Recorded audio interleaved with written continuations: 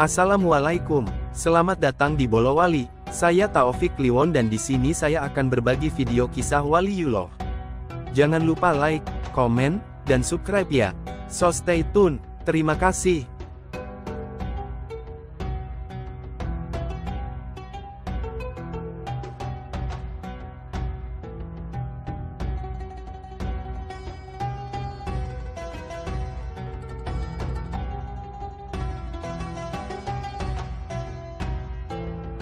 Habib Anis bin Alwi bin Ali Al-Habsyi, cucu pengarang Maulid Simtuduror. Habib Anis bin Alwi bin Ali Al-Habsyi, cucu pengarang Maulid Simtuduror. Generated by Spices. Habib Anis lahir pada tanggal 5 Mei tahun 1928 di Garut, Jawa Barat. Beliau merupakan putra dari Habib Alwi bin Ali Al-Habsyi dan cucu dari Al-Habib Ali bin Muhammad Al-Habsyi, mualif Simtudurar, yang hijrah dari Hadramaut Yaman ke Indonesia untuk berdakwah, sedangkan ibunda beliau bernama Khadijah. Ketika beliau berumur 9 tahun, keluarga beliau pindah ke Solo, sampai akhirnya menetap di Kampung Gurawan, Pasar Kliwon, Solo. Generated by Spices.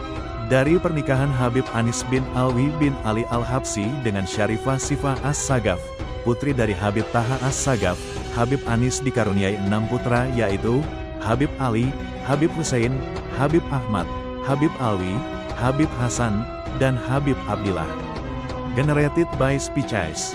Habib Anis bin Alwi bin Ali Al-Habsyi masih keturunan dari Nabi Muhammad SAW, dengan urutan silsilah sebagai berikut.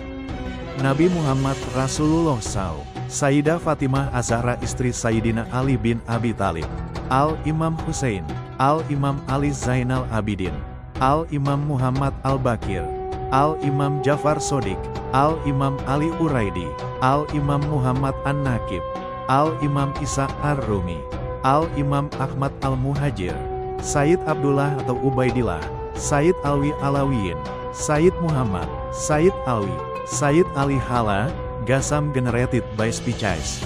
Sayyid Muhammad Sahib Marbat, Sayyid Ali, Sayyid Muhammad Al-Faqih Mugadam, Sayyid Ali, Sayyid Hasan Et-Turabi, Sayyid Muhammad As-Sadilah, Sayyid Ahmad, Sayyid Ali, Sayyid Abu Bakar Al-Habsyi, Sayyid Alwi, Sayyid Muhammad Al-Asgor, Sayyid Ahmad Sohibus Syihib, Sayyid Hussein, Sayyid Muhammad, Sayyid Abdullah, Sayyid Syekh, Sayyid Abdullah, Sayyid Hussein, Sayyid Muhammad, Sayyid Ali, Sohibut Maulid Simtuduror, Sayyid Alwi, Habib Anis. Generated by Spices. 2 minggu pasca Lebaran tahun 2006, umat muslim di Solo Raya tersentak mendengar kabar duka. Seorang tokoh ulama panutan yang juga keturunan dari Rasulullah SAW, Habib Anis Al-Habsyi dikabarkan telah menghadap ke rahmatullah. Beliau wafat pada hari Senin, tanggal 6 November tahun 2006 atau 14 Syawal 1427 pukul 12.55 waktu Indonesia Barat. Jenazah beliau dimakamkan di sebelah makam ayahnya, yang terletak di sisi selatan Masjid Riyadh. Beliau meninggal dunia karena penyakit jantung yang dideritanya. Generated by Spices. Berita wafatnya beliau membuat para murid dan pecinta beliau yang tersebar di penjuru dunia, bergegas untuk ikut memberikan penghormatan terakhir kepada sang guru. Kota Solo di hari wafat Habib Anis diserbu puluhan ribu pentakziah.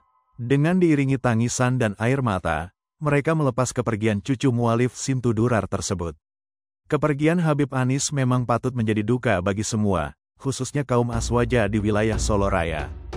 Generated by Spices. Meskipun Habib Anis bin Alwi bin Ali Al-Habsyi telah meninggalkan kita, namun kenangan dan penghormatan kepada beliau terus saja mengalir disampaikan oleh para Habib atau para muhibin. Habib Hussein Mulahailah, keponakan Habib Anis, mengatakan, pada saat meninggalnya Habib Anis, dia dan istrinya tidak mendapatkan tiket pesawat, dan baru keesokan harinya datang ke Solo melalui Bandara Adi Sumarmo, Yogyakarta. Selama semalam menunggu, mereka seperti mencium bau minyak wangi Habib Anis di kamarnya. Generated by Spices. Aroma itu saya kenal betul karena Habib Anis membuat minyak wangi sendiri, sehingga aromanya khas. Dalam salah satu tausiah, Habib Jindan mengatakan, seperti saat ini kita sedang mengenang seorang manusia yang sangat dimuliakan, yaitu Nabi Muhammad SAW. Kita juga mengenang orang soleh yang telah meninggalkan kita pada tanggal 6 November tahun 2006, yaitu guru kita kita Habib Anis bin Alwi bin Ali Al-Habsyi. Generated by Speeches. Ketika kita hadir pada saat pemakaman Habib Anis, jenazah yang diangkat tampak seperti pengantin yang sedang diarak ke pelaminannya yang baru. Bagi Habib Anis, kita melihat semasa hidup berjuang untuk berdakwah di Masjid Ar-Riyad, dan kini setelah meninggal menempati Riyadul Jannah, taman-taman surga. Ketika taksiyah pada pemakaman Habib Anis, kita seolah-olah melarang pengantin menuju Riyadul Jannah, taman-taman surga Allah. Generated by Speeches. Inilah tempat yang dijanjikan Allah kepada orang-orang yang beriman, bertakwa dan salat. Kita sekarang seperti para sahabat Habib Ali Al-Habsyi, penggubah Maulid Sintu Durar, yang mengatakan bahwa ketika mereka hidup di dunia, mereka seolah-olah tidak merasakan hidup di dunia, tetapi hidup di surga. Sebab setiap hari diceritakan tentang akhirat, tentang ketentraman batin di surga. Dan mereka baru menyadari bahwa mereka hidup di dunia yang penuh cobaan. Generated by Speeches. Kita selama ini hidup bersama Habib Anis, bertemu dalam majelis maulid, berjumpa dalam kesempatan tauhid dan berbagai kesempatan lainnya. Dalam berbagai kesempatan itu kita mendengar penuturan yang lembut dan menenteramkan, sehingga sepertinya kita di surga. Dan kita merasakan bahwa kita hidup di dunia yang fana ketika menyaksikan bahwa beliau meninggal dunia. Namun begitu, kenangan beliau tetap terbayang di mata kita, kecintaan beliau tetap menyelimuti kita. Generated by Speeches. Habib Abdullah Al-Haddad ketika menyaksikan kepergian para guru beliau, mengatakan, kami kehilangan kebaikan para guru kami ketika mereka meninggal dunia. Segala kegembiraan kami telah lenyap, tempat yang biasa mereka duduki telah kosong. Allah telah mengambil miliknya, kami sedih dan kami menangis atas kepergian mereka. Ah, andai kematian hanya menimpa orang-orang yang jahat, dan orang-orang yang baik dibiarkan hidup oleh Allah. Generated by Speeches. Aku akan tetap menangisi mereka selama aku hidup dan aku rindu kepada mereka. Aku akan selalu kasmaran untuk menatap wajah mereka. Aku akan mengupayakan hidupku semampuku untuk selalu mengikuti jalan hidup para guruku, meneladani salafus sholihin, menempuh jalan leluhurku. Generated by Speeches. Aku akan tetap menangisi mereka selama aku hidup dan aku rindu kepada mereka. Aku akan selalu kasmaran untuk menatap wajah mereka. Aku akan mengupayakan hidupku semampuku untuk selalu mengikuti jalan hidup para guruku, meneladani salafus sholihin, menempuh jalan leluhurku. Generated by Speeches. Sejak kecil sebenarnya beliau telah diberi perasaan yang sekaligus menjadi guru. Selain itu beliau juga bersekolah di Madrasah Ar-Ribatah Alawiyah yang terletak di samping sekolah beliau. Rabithah Alawiyah sendiri adalah sebuah madrasah yang didirikan oleh ulama sepuh termasuk ayah beliau. Generated by Speeches. Sekarang, nama madrasah itu beralih menjadi sekolah di Ponegoro. Selain sang ayah, sosok yang juga menggembleng kepribadian Habib Anis di sana adalah Habib Ahmad bin Abdullah Al-Atas. Dengan pendidikan langsung dari sang ayah dan Habib Ahmad bin Abdullah Al-Atas, ditambah dengan pendidikannya di madrasah, Habib Anis kecil tumbuh sebagai pemuda yang alim dan berakhlak luhur. Generated by Speeches. Tentang makam ilmu dan akhlak yang dimiliki Habib Anis, salah satu cucunya yang bernama Muhammad bin Husain mengungkapkan sosok Habib Anis sebagai orang yang sangat mencintai ilmu. Guru-guru. 1. Habib Alwi bin Ali bin Muhammad Al-Habsyi, ayahanda Habib Anis. 2. Habib Ahmad bin Abdullah Al-Atas. Generated by Speeches. Ketika usia muda, beliau gemar sekali membaca buku. Tiap malam ketika istrinya tidur, beliau membaca kalam Habib Ali bin Muhammad Al-Habsyi, kakek Habib Anis, sampai beliau terkadang menangis ketika membaca untayan nasihat kakeknya. Ketika istrinya terbangun, beliau langsung mengusap air matanya supaya tidak terlihat oleh istrinya. Generated by Speeches. Bahkan ketika usia sudah mulai tua, Habib Anis masih haus kepada ilmu. Beliau pernah berencana untuk membeli laptop dan belajar mengetik untuk bisa mencatat ilmu yang didapatnya. Beliau juga berencana untuk datang pameran kitab di Mesir supaya bisa membeli kitab-kitab langka yang dijual di sana. Itu Habib Muhammad. Generated by Speeches. Pada tahun 1953, ayah Habib Anis pergi ke Palembang guna menghadiri pernikahan kerabatnya. Namun, di sana sang ayah tiba-tiba saja menderita sakit. Seperti mengetahui kalau waktunya tidak lama lagi, Habib Ali Al-Habsyi memanggil putra beliau, Habib Anis, yang pada waktu itu masih berada di Solo.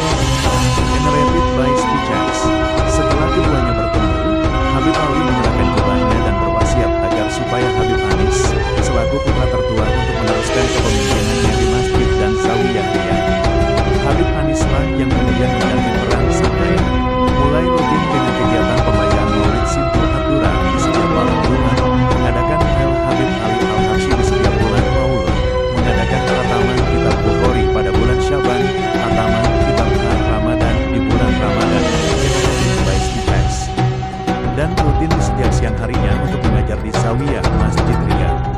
Kegiatan belajar ini lebih terkenal dengan sebutan Roha. Pemilik senyuman indah ini oleh adiknya, Habib Ali, dijuluki dengan anak muda yang berpakaian tua, karena keistiqomahan dan kesabaran beliau dalam berdakwah dalam umur yang relatif muda. Juga karena mengemban beban seperti orang tua di umur beliau yang masih muda. Generated by Speeches, Habib Anis adalah seorang ulama yang sangat perhatian terhadap orang-orang yang berada di sekitarnya, baik itu tentang masalah pendidikan, ekonomi, akhlak, akidah, dan hubungan masyarakat dengan para salaf. Beliau sangat memperhatikan dan sering menanyakan.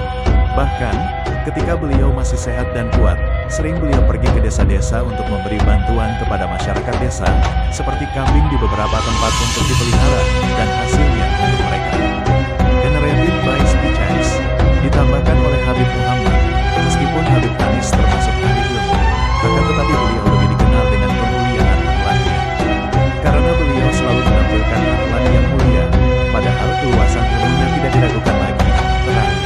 Terangnya, dalam sehari-hari Habib Anis sangat santun dan berbicara dengan bahasa Jawa halus kepada orang Jawa, berbicara bahasa Sunda tinggi dengan orang Sunda, berbahasa Indonesia baik dengan orang luar Jawa dan Sunda, generated by Speeches, serta berbahasa Arab Nabawi kepada sesama Habib. Penampilan beliau rapi, senyumnya manis menawan, karena beliau memang sungai, murah senyum, dan memiliki rahim lalat di dagu kanannya.